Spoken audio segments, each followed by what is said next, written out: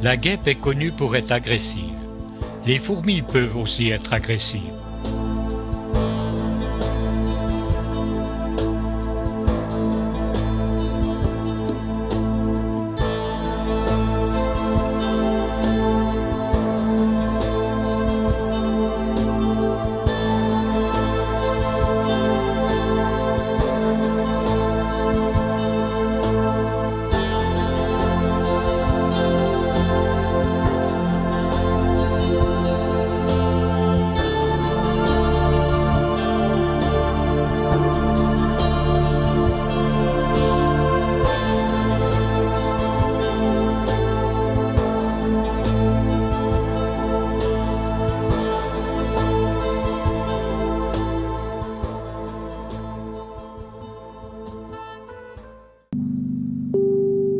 Il a fallu 3 jours pour filmer le campagnol souterrain. Le premier jour, les habitués à notre présence, du trépied, de la caméra. Le deuxième jour, après 5 heures d'attente, quelques apparitions très furtives. Le troisième jour, on leur propose un petit dessert. Méfiance, puis confiance totale vers le soir.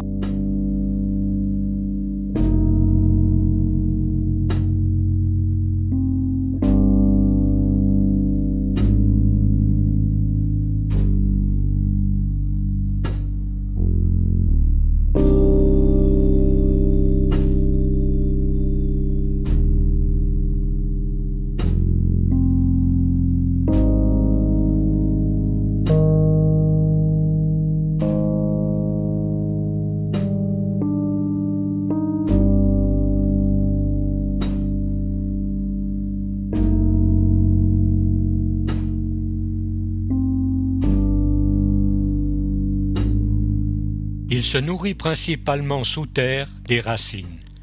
Les agriculteurs, pour obtenir un maximum de rendement, utilisent des engrais, des pesticides, provoquant la disparition des campagnols et de son principal prédateur, le faucon cresserelle.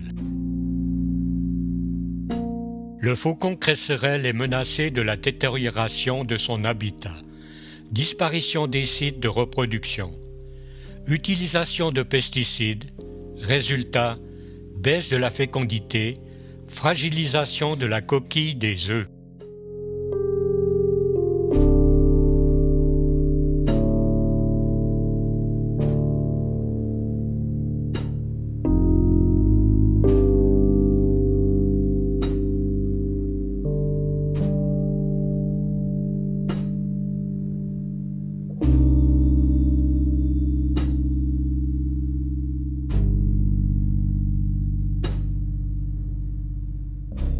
Quoi de mieux qu'un projecteur du terrain de football pour déguster un campagnol farci au raisin.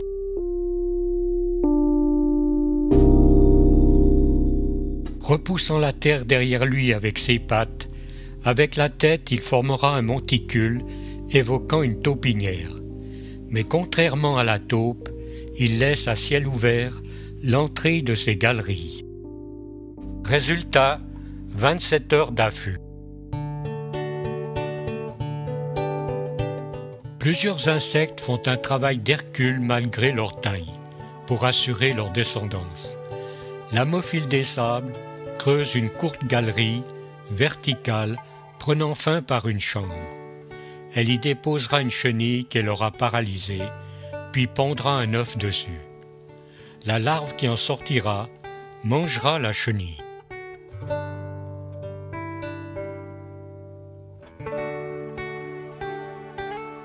L'Ectemnius, guêpe solitaire, creuse son terrier.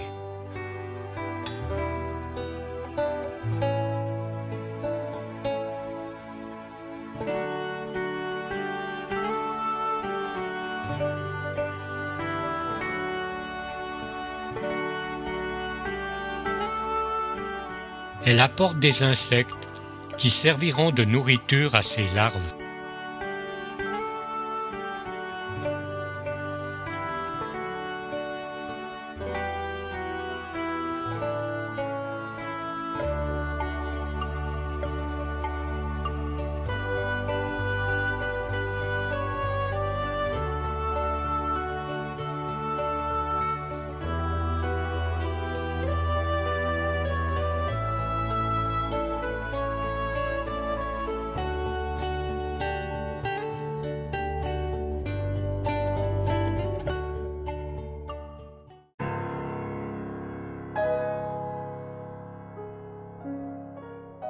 Les fourmis charpentières creusent leurs galeries dans le grain du bois, en suivant les parties les plus molles. Les parties dures sont laissées intactes et font office de parois pour soutenir les galeries. Au mois de mai, les mâles émettent une substance chimique qui donne le signal de départ. Toutes les fourmis ailées sortent. Après le vol nuptial et l'accouplement, les jeunes reines fécondées font tomber leurs ailes en les frottant avec leurs pattes. Elles cherchent à fonder une nouvelle colonie dans un trou sous une racine morte. Mais, surprise!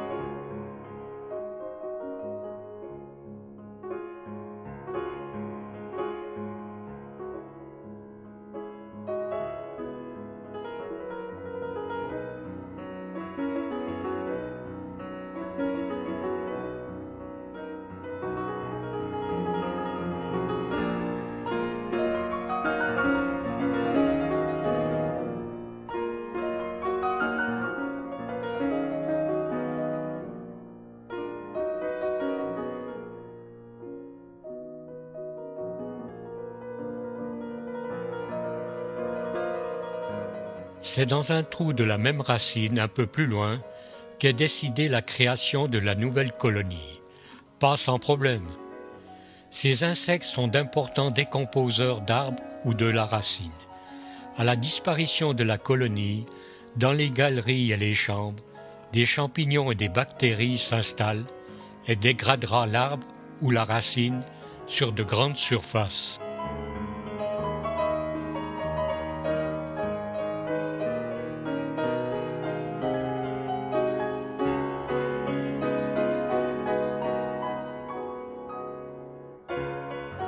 Les charpentières se nourrissent d'insectes et de petits invertébrés, morts ou vivants, ainsi que des sucs de plantes et fruits divers. Les charpentières constituent une source de nourriture pour les pics et d'autres oiseaux insectivores.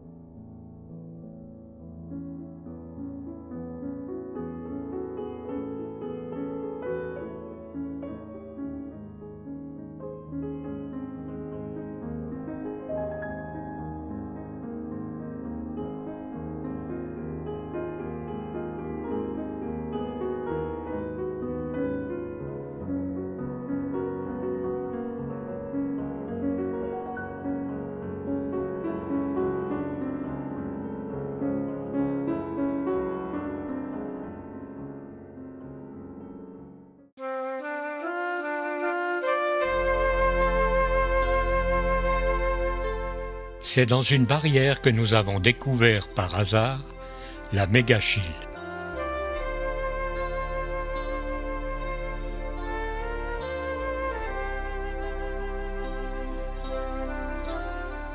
Les abeilles solitaires apparaissent au mois de mai. Elles accompagnent la première floraison des fruitiers, avant même les abeilles sociales, productrices de miel.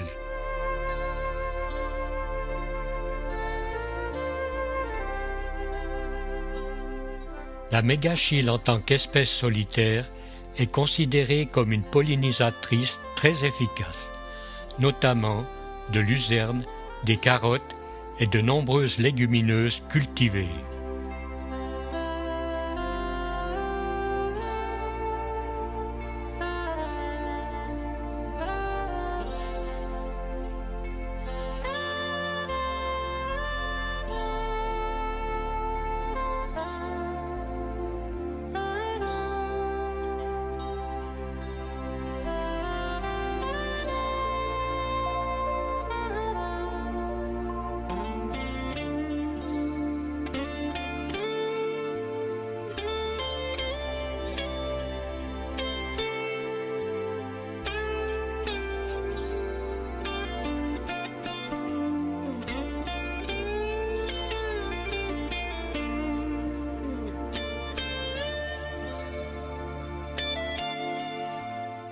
Chaque nid est constitué d'une série de cellules individuelles de feuilles enroulées, autant que la longueur de la galerie le permet.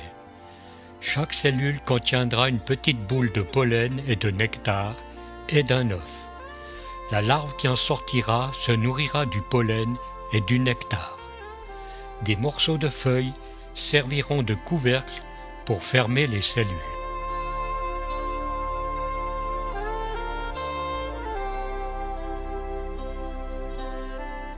La galerie est fermée d'un bouchon constitué de fibres de bois et de cire. 25 000 espèces d'abeilles ont été découvertes, 80% des abeilles solitaires, malheureusement, en déclin. Offrez un lieu sûr pour la ponte. Elles sont les reines de la pollinisation, de nos fruits et des fleurs.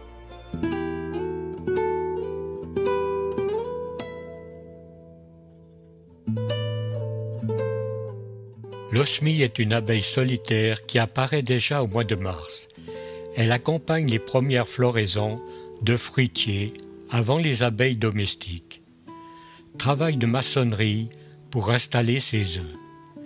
Les cloisons des cellules sont confectionnées de terre qu'elle humecte pour en faire un mortier.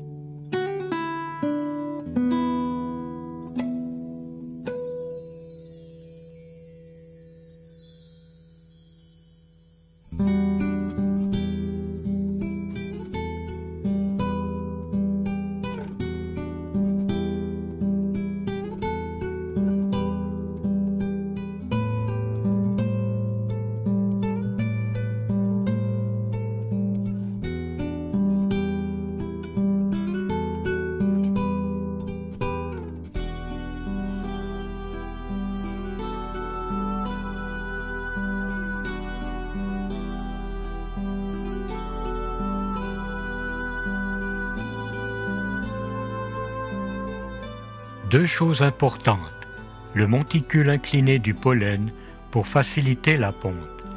Ces deux taches jaunes foncées, appelées propolis, est un matériau recueilli par l'abeille à partir de certains végétaux. Cette résine végétale est utilisée par l'abeille comme colle ou mortier. Le propolis est un antiseptique. L'abeille a déposé du propolis au centre du pollen. Avec du pollen et de la salive, elle va le modifier en cire collante pour fixer l'œuf.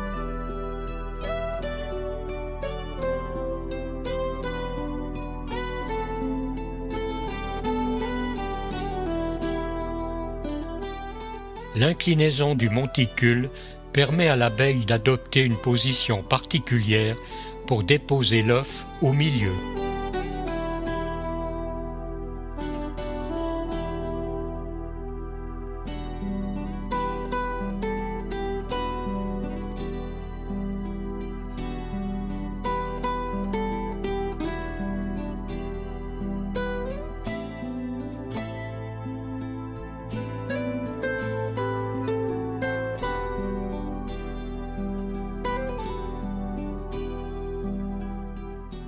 Lors de la ponte, la femelle doit sortir son aiguillon pour éviter la destruction de l'œuf.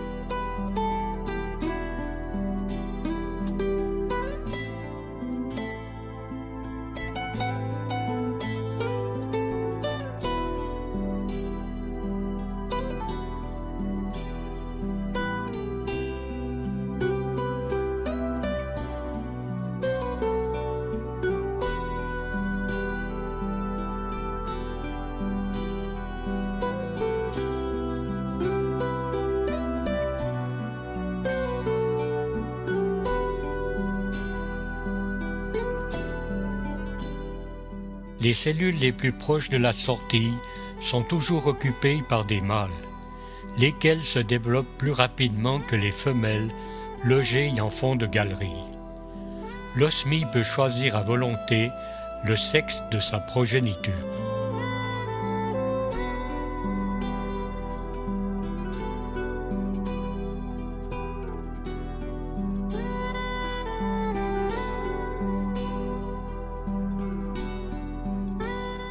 Au bout de quelques jours, la larve est sortie de l'œuf, tisse un cocon dans lequel elle se nymphose. L'abeille éclot à la fin de l'été, mais reste dans le cocon jusqu'au printemps. Les mâles sortent quelques jours avant les femelles. Ils vont attendre près de la zone de nidification pour un rapide accouplement.